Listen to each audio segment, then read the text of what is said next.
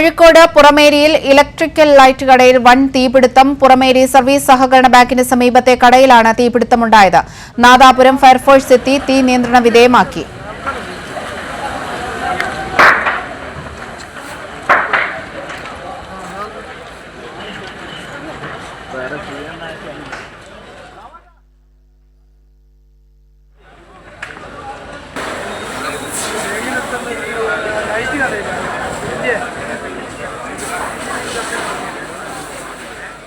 അരുൺ കൂടി ചേരുന്നുണ്ട്. ഇപ്പോൾ അരുൺ, ഈ പുറമേരിയിലെ ഇലക്ട്രിക് ലൈറ്റ് കടയിലാണ് ഈ വൻ തീപിടുത്തമുണ്ടായത്. തീ നിയന്ത്രണ വിധേയമായോ? മറ്റു വിവരങ്ങൾ എന്തൊക്കെയാണ്?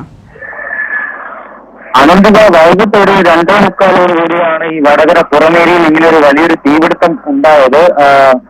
അത് ഈ 2:45 ഈ തീപിടുത്തത്തിന്റെ സൂചനകൾ ജീവനക്കാർക്ക് കിട്ടിയത്.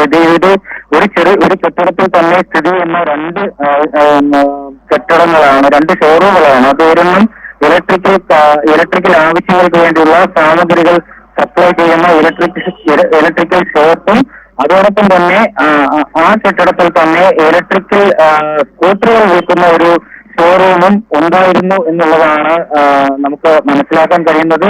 ഇത് രണ്ട് കടകളും, ഈ ഇലക്ട്രിക്കൽ ഷോപ്പും അതുപോലെ electrical scooter sales and repair ഷോറൂമും കത്തി ചാമ്പലായി. ശരി, അരുൺ ആണ് വിവരങ്ങൾ നൽകിയത്. കോഴിക്കോട് ഇലക്ട്രിക്കൽ ഷോപ്പിൽ തീപിടുത്തമുണ്ടായി. തീ നിയന്ത്രണ വിധേയമാക്കി.